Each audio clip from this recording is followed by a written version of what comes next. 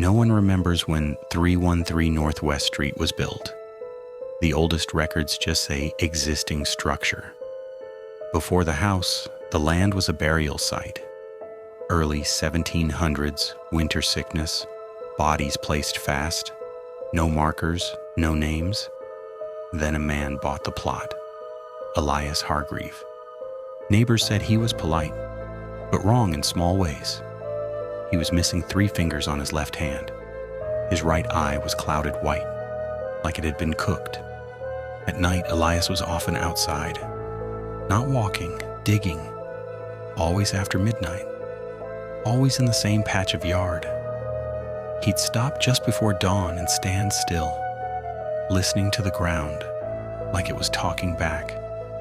One neighbor finally called out, trying to laugh it off. "Lose something, Elias?" Elias turned slowly, dirt on his sleeves, shovel in his good hand. He smiled. "Not lost," he said. "I'm making room." And then without another word, he went back to digging, like he'd heard something underneath, and it was getting closer. The digging went on for weeks. Every morning the yard looked almost untouched. No piles of soil, no obvious holes. People started noticing something else. That part of the grass never frosted over in winter. Even on the coldest mornings, it stayed dark and wet, like the earth was warm. One night, a boy walking home swore he heard a sound from Elias's yard. Not a voice, not an animal.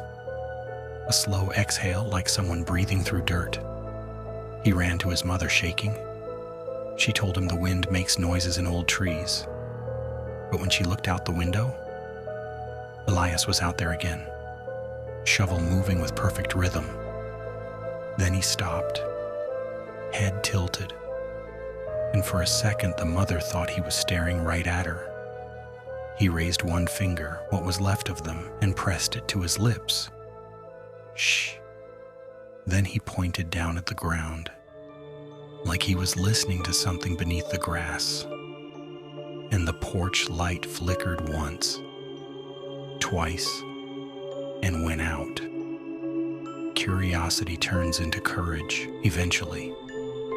A neighbor named Martin waited until dawn, then crossed the street with a coffee and a forced smile.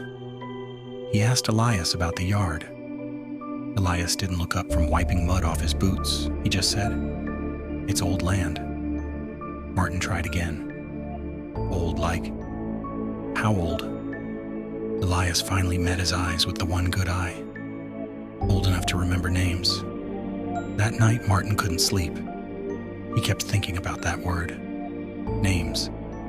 At 3:13 a.m., he woke to a sound outside, a scrape, then a soft thud. He went to the window. Elias stood in the yard, holding something long and pale in his hand. At first, Martin thought it was a root. Then Elias lifted it into the moonlight. Gentle, almost respectful. It was a human bone. Elias tilted his head like he was greeting an old friend and whispered a name that carried strangely in the cold air. "Abigail?" Then he slid the bone into his coat like it belonged there, and walked back inside without turning on a light. Martin reported it. Of course he did. But the officer who came by glanced at the yard, shrugged, and said the whole street was old ground. 2 days later, renovation crews were called to 313. Elias claimed a pipe leak. When the workers went to the basement, they paused. The house plans showed a simple cellar, but the stairs went down farther than they should have. One worker laughed nervously. "Basement's got a basement." They reached a landing and found a door that didn't match the rest.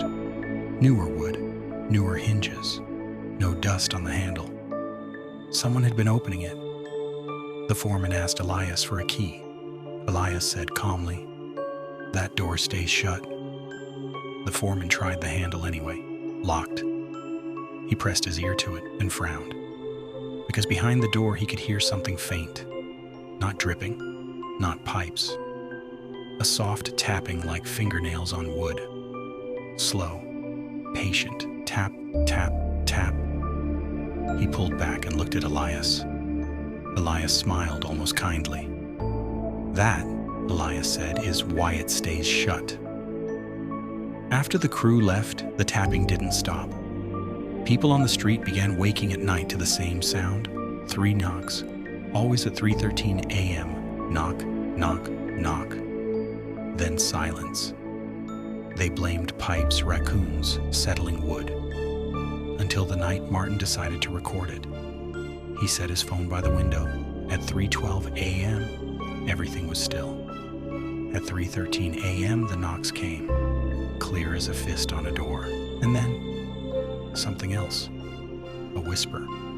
Low, right beside the microphone. It didn't sound like Elias. It sounded like 2 voices layered. One was a child, one was old. They spoke the same words at the same time. "Let us out." Martin's blood ran cold. He grabbed the phone and ran to the screen. Outside, Elias stood in the yard, looking up at Martin's window. He raised his shovel and pointed it at the house. Not threatening, inviting, like he was saying, "Come down, listen closer." The town archives were next. Martin found an old map, hand-drawn property lines, early settlement notes, and a warning scribbled in the margin near the plot where 313 now stood. "Do not disturb the western row." The western row. Martin asked the archivist what it meant. She hesitated, then said, "The western row is where they buried the ones they didn't want remembered." "Criminals?" She shook her head. "Not criminals, worse." Martin didn't press. But as he left, the archivist grabbed his wrist and whispered, "If you're asking about 313, check the church records. One grave is listed there that has no body." That night, Martin visited the old churchyard. He found the record. Abigail Hargreave, buried 1709. But beside it, written in faded ink, "Casket empty, sealed anyway." Martin looked up at the dark trees because he suddenly realized something that made his stomach twist. Elias didn't say Abigail like a stranger. He said it like family. Martin couldn't leave it alone. He went back to his own basement and found the wall shared closest to 313. He tapped it with his knuckles. Solid, solid, solid. Then, hollow. A section of wall sounded wrong. He pressed his ear to it and heard the faintest thing. So quiet it could have been imagination. A breath. Not his. From the other side. He pulled out an old stud finder, ran it across the wall. The device beeped, then glitched. He tried again. Same spot, same glitch. Like the wall didn't want to be measured. At 3:13 a.m. that night, the 3 knocks came again. But this time, they weren't from 313. They were from inside Martin's wall. Knock, knock, knock. And then the whisper, clearer than ever. He brought us back wrong. Martin stumbled away from the wall, and in the dark, his phone lit up with a new notification, a video, recorded from his camera. Timestamp, 3:13 a.m. He hadn't touched it, and Martin hit play. The camera view showed his basement, still, grainy, quiet. Then the sound, 3 knocks. The camera turned slightly on its own, as if someone had nudged the phone. It pointed straight at the hollow section of wall. And the wall wasn't still. The paint looked like it was moving. Subtle ripples, like skin breathing. Then something pressed from inside. A shape. A hand. Not fully formed. Just an impression pushing outward, slow and deliberate. The fingers were too long, and there were only 2. It pressed, held, and then dragged downward, leaving streaks in the paint like wet clay. Then the whisper came right into the microphone. "He keeps the pretty parts." Martin threw the phone across the room, and in the silence after, he heard footsteps above, in his house. Slow, careful, but Martin lived alone. The next morning, Martin didn't leave his house. He watched 313 through curtains, waiting for anything. At noon, his doorbell rang. He froze. Then 3 slow knocks on the door. Knock, knock, knock. When Martin finally peeked through the peephole, his stomach dropped. Elias stood on the porch. No coat, despite the cold. Hands clean. That clouded eye, staring like it could see through wood. Martin didn't open the door. Elias spoke anyway, softly, like he was standing in the same room. "You heard them." Martin's voice cracked. "What are they?" Elias smiled. "Not what they were." Martin backed away, heart hammering. Elias leaned closer to the door and whispered, "I'm almost finished. And when I am..." He paused, like savoring the thought. "The house will stop being hungry." Then Elias turned and walked away. Halfway down the path, he looked back over his shoulder and said, "Tonight at 3:13, don't be in the basement." Martin tried to leave town. He packed a bag, keys in hand, shaking. But when he opened his front door, the street outside looked wrong. Fog sat heavy, thick like cotton. The end of the road vanished into gray, and at the edge of his yard, standing perfectly still, was Elias, waiting. Martin slammed the door shut. That night, he stayed upstairs with every light on. At 3:12 a.m., everything went quiet. No wind, no creaks. At 3:13 a.m., the knocks came again, louder than ever, but not from the wall, from inside his house. 3 knocks, from the ceiling above him. Then the sound of something dragging across the attic floor. Martin held his breath, and then he heard it. A soft voice, right above his head, as if speaking through the plaster. "He's making room for you too?" Martin stared at the hallway, and that's when he noticed it. His basement door was open. He was sure he'd locked it. From the dark stairwell below, a faint light pulsed, warm and sickly, like someone had turned on a lamp down there. Martin didn't go down. He couldn't, but he also couldn't stop staring at that light. It blinked in slow rhythm, like a heartbeat. Finally, he grabbed a kitchen knife, useless comfort, and descended 1 step at a time. The air got colder the lower he went. At the bottom, the basement smelled like damp earth and something metallic, old. The light came from the hollow wall section, except now the wall wasn't closed.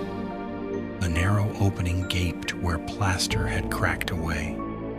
Martin could see into a space that shouldn't exist. A hidden room between houses.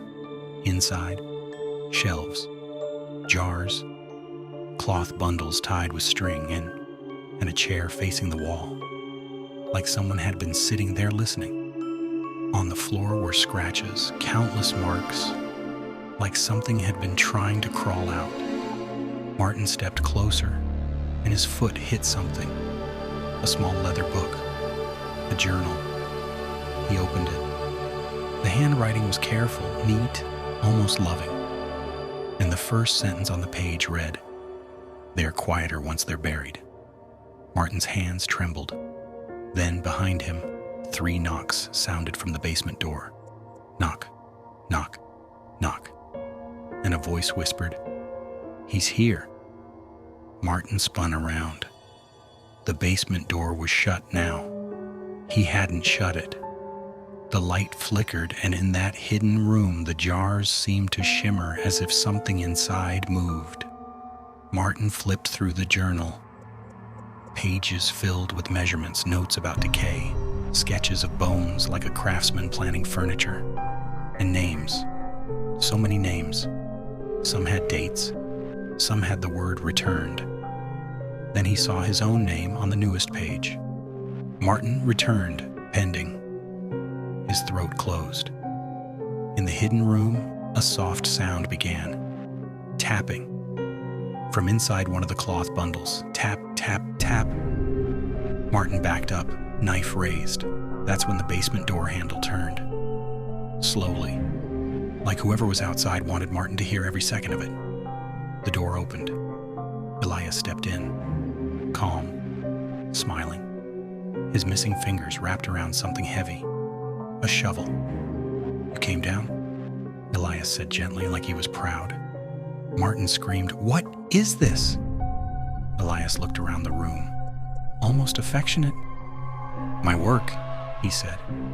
Then he turned his clouded eye toward Martin and whispered, "And you're right on time." Martin tried to run past him. Elias didn't chase. He didn't have to, because the basement stairs weren't stairs anymore. They were too long, too deep, descending into a darkness that didn't belong under any house.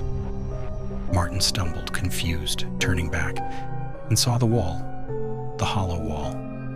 It was moving again, not like breathing, like opening. The plaster peeled like skin, and behind it, faces, half-formed, pressed close, eyes open in the dark.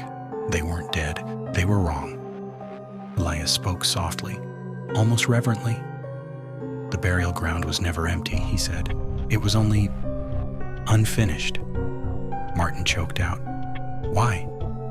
Elias smiled wider than he should have. "Because bodies are stories," he whispered, "and I collect endings." Then from the hidden room, the whispering rose into a chorus, child and old and everything between. "Let us out. Let us out." Elias lifted the shovel and tapped it against the floor 3 times. Knock, knock, knock. And the house, 313 Northwest Street, answered back. The lights on the street went out all at once, and in the darkness, Martin heard Elias say the last thing anyone ever heard inside that house. "Now we make room."